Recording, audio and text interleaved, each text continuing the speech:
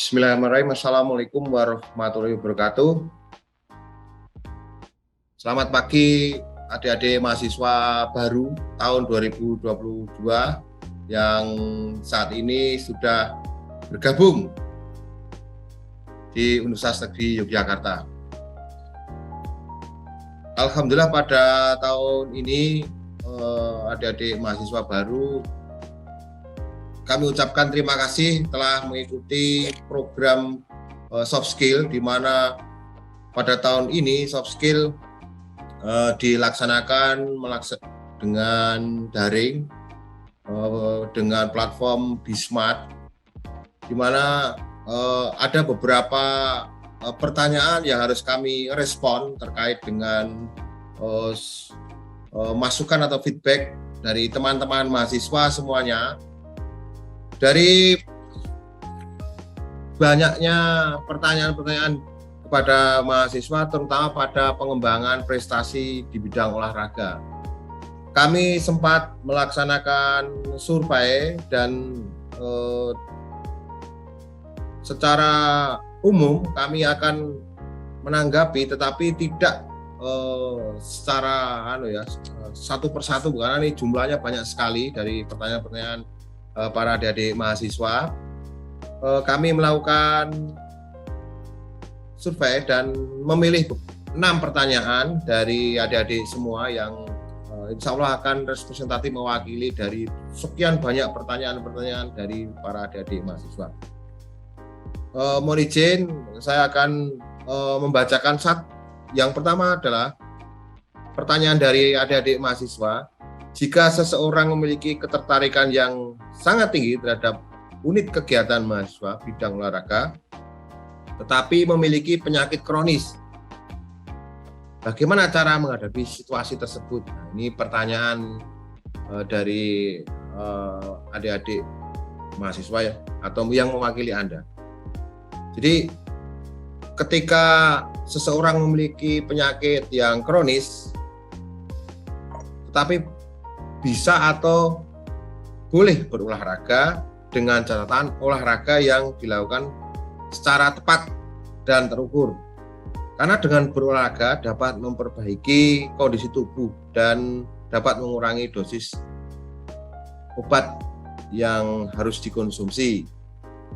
Kaitannya dengan bergabung pada unit kegiatan mahasiswa bidang olahraga itu tetap memungkinkan adik-adik mahasiswa, namun tidak pada jenis olahraga atau unit kegiatan mahasiswa yang menuntut fisik yang berat.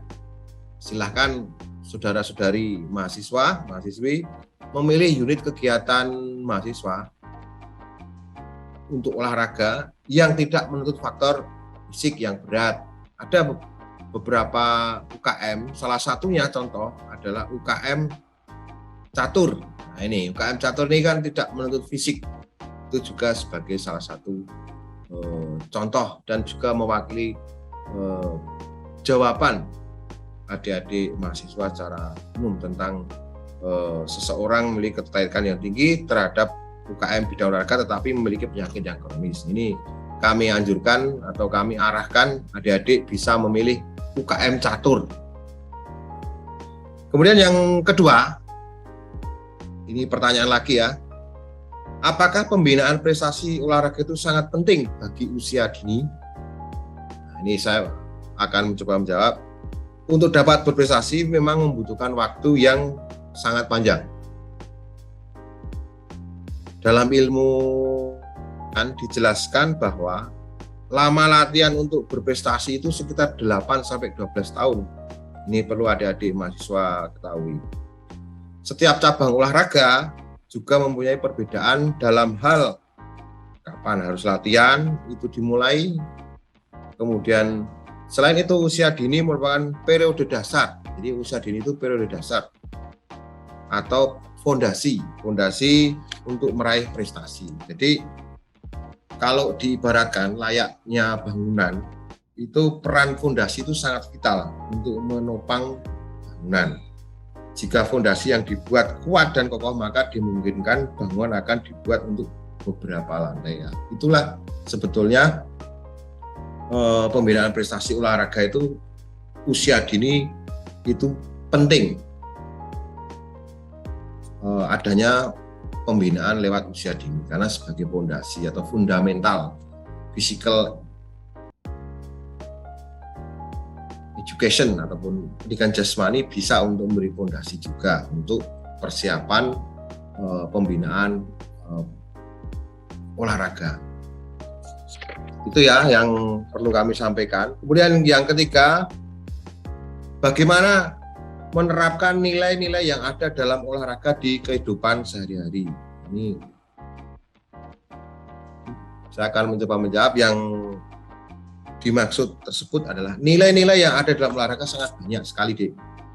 Salah satu ahli berpendapat bahwa untuk menerapkan dan mengimplementasikan nilai-nilai olahraga ke dalam kehidupan sehari dapat dilakukan dengan dua cara. Yang pertama, pembentukan kebiasaan rutin.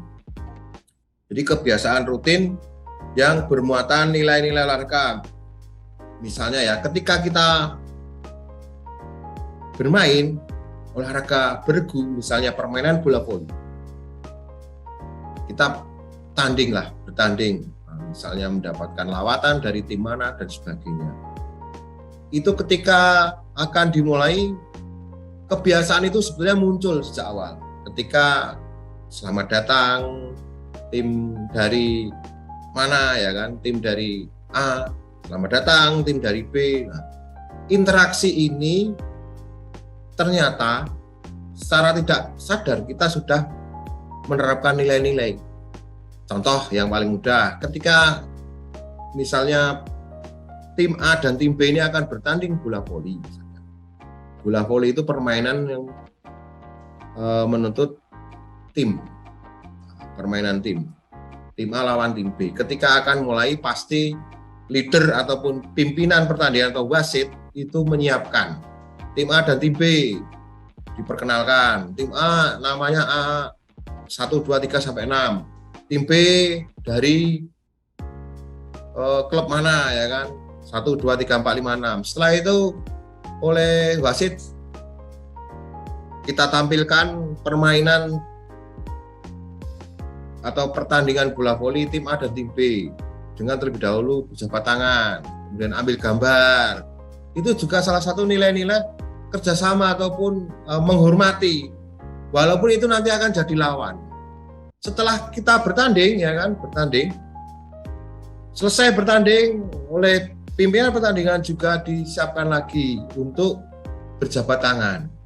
Berjabat tangan itu sebenarnya bukan perintah dari wasit, hanya kebiasaan lawatan tim yang ke tuan rumah untuk menyambut senang, gembira dan sebagainya. Itu salah satu nilai-nilai yang paling mudah. Bersalaman, berjabat tangan dengan tim lawan itu adalah nilai menghormati. Jadi, lawan pun kita hormati. Kalau dalam miniatur permainan atau dalam cabang olahraga, apalagi sepak bola itu hampir sama. Itu ya, itu menjawab penerapan nilai-nilai yang ada dalam olahraga kehidupan sehari-hari. Kemudian keputusan wasit mengikuti peraturan itu juga sudah termasuk nilai-nilai dalam olahraga. Kita nanti juara juga mendapatkan hadiah. Lah inilah kehidupan kita itu seperti itu. Nilai-nilai yang bisa kita ambil dari manfaat berolahraga ataupun berolahraga sendiri. Di dalam arena kita lawan, tetapi setelah selesai tidak ada permusuhan itu, adanya senang, jabat tangan, kemudian mendapatkan hadiah. Itu kesuksesan yang bersinergis dengan interaksi. Saya kira itu untuk nilai-nilai olahraga. Menginjak ke pertanyaan yang keempat, apakah bisa menjamin perolehan prestasi jika bergabung ke UKM keolahragaan? Jadi atau unit kegiatan mahasiswa olahraga.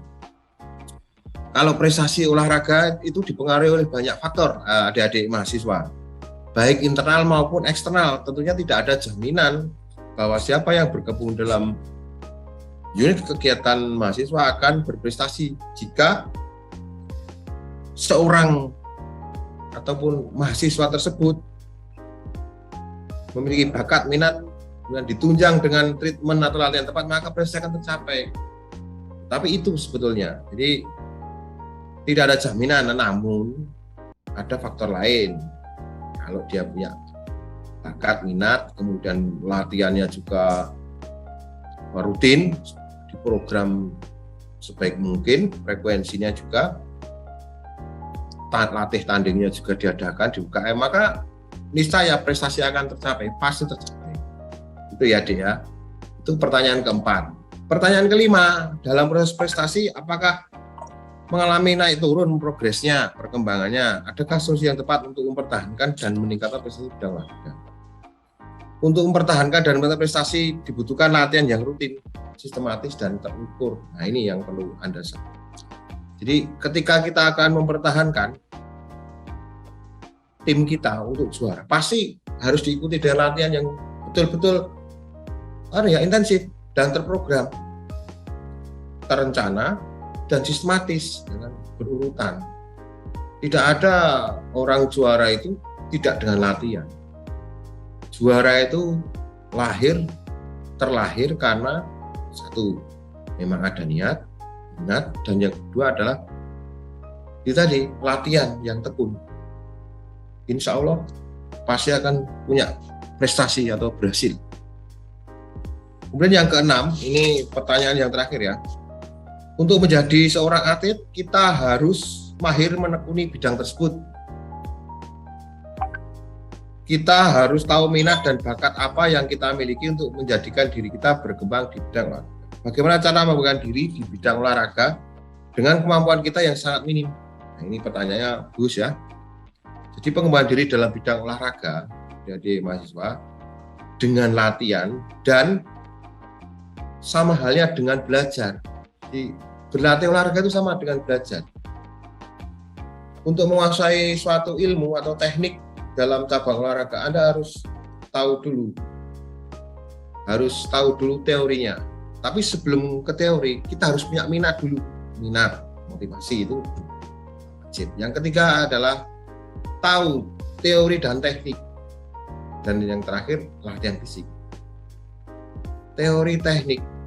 Teori itu bagaimana pada cabang olahraga tertentu itu. Nah, itu perlu ada pengetahuan, ada teori. Cabang olahraga yang ada di dunia ini banyak sekali. Nah, ini Anda mengenal dari mana dulu ya kan, caburnya. Ambil contoh salah satu cabur, misalnya ya permainan bola voli. Permainan bola voli itu akan bagus, akan menghasilkan atlet yang hebat itu ketika diawali dari usia dini. Jadi usia dini itu misalnya ya pengenalan permainan bola voli mini yang dikenalkan di sekolah dasar oleh Bapak Ibu guru pendidikan jasmani, olahraga dan kesehatan.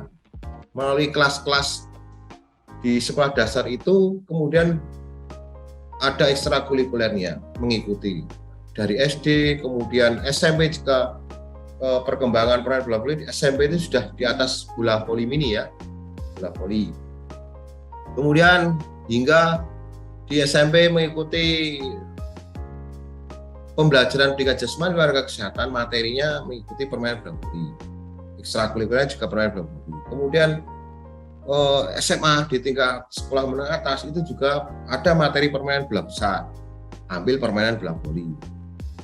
Ekstrakurikulernya atau tambahan jam pelajarannya mengikuti permainan bola voli. Nah, itu akan mengembangkan kemampuan memahami teori bahwa permainan bola voli itu didapat tidak instan, didapat mulai dari sekolah dasar, sekolah menengah hingga atas. Itu untuk cabur-cabur yang masuk pada kurikulum.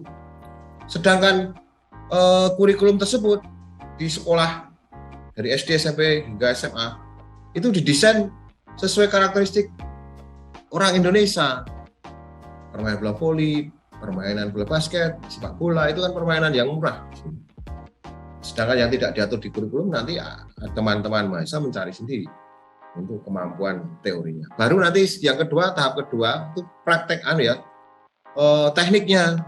tekniknya itu sebenarnya di sekolah dasar, SMP, kemudian sekolah menengah atas juga diberikan. Apalagi Anda ikut klub olahraga atau wadah berkumpulnya atau sarana berkumpulnya para atlet atau calon atlet yang dilatih mandiri oleh pelatih. Itu ada lagi. Nah, itu akan menambah sumbangan prestasi sehingga Anda dianggap menekuni cabur tersebut. Dari SD, SMP, SMA dapat dari SMA, dari sekolah. Namun sejak usia dini SD, SMP, SMA Anda juga ikut klub di luar sebagai tambahan. Nah, itu termasuk Anda masuk menekuni pada cabang olahraga tersebut. Sehingga niscaya keinginan Anda untuk menjadi atlet yang hebat itu akan didapatkan, tetapi tidak dengan instan, dengan proses tersebut. Oke, saya kira itu adik-adik mahasiswa. Ada 6 pertanyaan yang kami sudah jawab, dan sekali lagi terima kasih atas pertanyaan-pertanyaan adik-adik mahasiswa baru tahun 2022, dan selamat belajar dan menempuh ilmu di Universitas Negeri Yogyakarta, dan semoga sukses selalu. Demikian yang bisa kami sampaikan, kurang lebihnya mohon maaf. Saya akhiri, wassalamualaikum warahmatullahi wabarakatuh. Terima kasih.